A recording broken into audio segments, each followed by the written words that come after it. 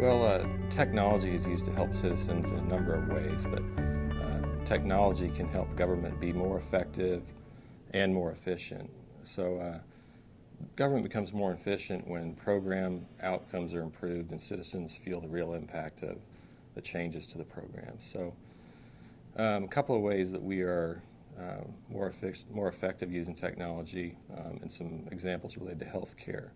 Our Department of Mental Health operates psychiatric hospitals around the state, and they use technology every day to take notes, view patient records, to prescribe medicine, etc., all with a view to improve those patient outcomes.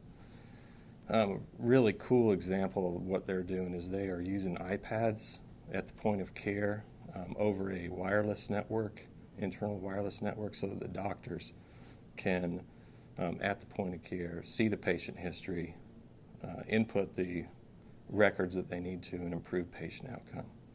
So that's a pretty exciting project for us. Another one with the Department of Health. The Department of Health is gathering in real time information from emergency rooms around the state and using that information to predict the outbreak of illness.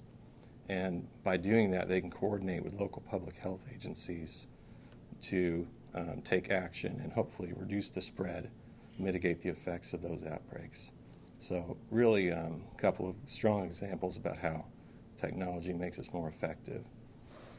Efficiency is easy to see. You can go to our website and see all the online services that we provide for citizens, where citizens can just do what they need to do at home in their convenience 24/7. But we've got a project that's been well received. The Department of Natural Resources created an online service for land disturbance permits so that those people that are involved in construction projects can submit their request for a permit online, and that's cut the processing time from weeks to hours. So a huge impact to citizens, and they're very excited about that one.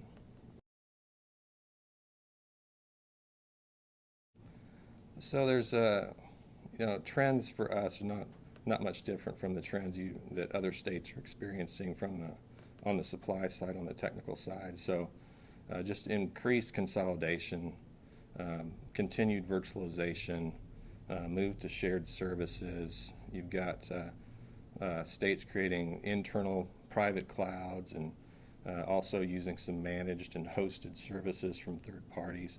But on the demand side, really seeing some trends from our customers. Our customers are requesting a couple of things more and more from us. Number one, they want and they demand a single view of their constituents, so that you take a department or a state agency and they are just fed up with their old silos of data and the inability for them to really be effective program managers because of the silos of data and their inability to see their customer at an enterprise level. So lots of demand there for us to create these integrated systems that take advantage of the data that they have across their programs to improve their ability to help their constituents. And then secondly, another big trend around mobility, where our customers, the state agencies, they want to leverage mobile devices and mobile applications so that they can improve productivity and improve outcomes. It could be as simple as giving an executive a laptop or iPad, creating a virtual desktop for them so that they can access their email, their documents, their shared drives on the go. But we also have more and more demand for mobile applications that allow field workers, like inspectors, to enter their data at the point of contact and improve productivity, improve the reliability of the data, and create efficiencies, save money for their agencies. Well, we've got plenty of opportunities, to be sure. The biggest challenges for us, say definitely one of them is cybersecurity. It's no secret that protecting state networks, assets and data is becoming a greater challenge every day. You've got identity thieves, you've got hacktivists, you've got advanced persistent threats from nation states that are all becoming more and more challenging. Their more sophisticated use of social engineering and spear phishing from these hackers is really creating a situation where every single state employee needs to be actively engaged in cybersecurity, and they need to be educated and understand how to defend against those attacks. So it's not just an IT problem anymore. It's a challenge for all state employees. Secondly, with our workforce, let me just workforce is a challenge, but I do believe we've got a great staff that I'm fortunate to work with. They do an excellent job. Just wish we had more of them. We have it's a challenge because the demand for IT professionals and IT skills is greater than supply. Don't think that's going to change. So there's plenty of opportunities for people, even in Missouri, even in mid-Missouri, which is we don't have a lot of big cities, but there's plenty of demand for IT pros. We've also got a workforce there where many of our staff have either retired recently or are near retirement age. So we're at a point where we're losing people at a pretty rapid clip, and so it's a challenge for us to recruit and retain staff. I do feel like we do a pretty solid job in that area, though. We recruit aggressively. We go to career days, job fairs, etc. We maintain relationships with the colleges and universities nearby. In fact, we were just named Missouri Employer of the Year by Lynn State Technical College. So we work hard at recruiting. We also work hard to retain our employees. We want to do the best job we can to create a work environment where people want to work with us in a modern, fast-paced, challenging environment, and they're able to collaborate and learn from our highly skilled staff, and hopefully we've got that environment, and people don't want to leave because they don't want to leave the people that are on our team.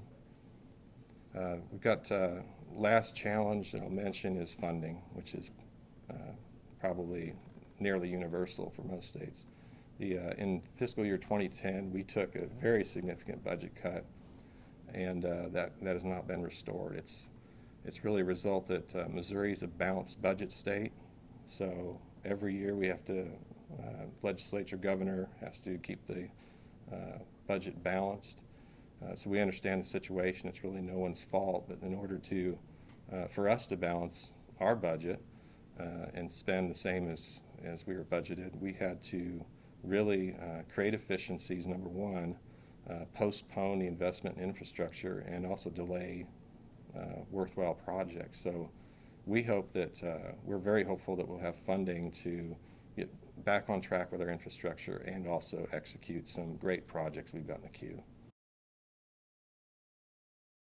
So our agency, we've got 1,000 employees, and we support literally hundreds of agencies. 14 of those are executive departments themselves. So at any one time, we've got literally dozens of projects in the works. But seeing a couple of trends I mentioned earlier, number one is we've got some very large legacy system modernization projects that are in the works right now. We've got 4 of them that address human services, taxation, unemployment insurance, and also for the Department of Corrections. And these projects all replace legacy systems that are based on mainframe COBOL technologies that are it's tough to find workers to support those technologies.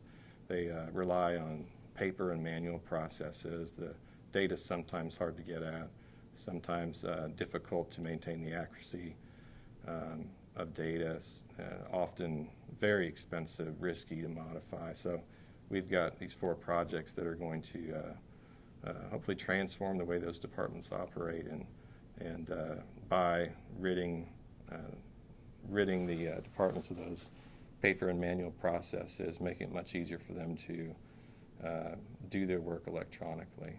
So big projects that we're looking forward to seeing some results very soon. And then we've also got several mobility projects in the works. We want to have more mobile applications, not only for our citizens, so that we can deliver them some mobile applications via the app stores, but also for our state employees so that they can do their work in the field. We've got a couple, one for unemployment insurance auditors, a fairly large project there, and then another one for social service workers so that they can record their data at the point of contact with citizens.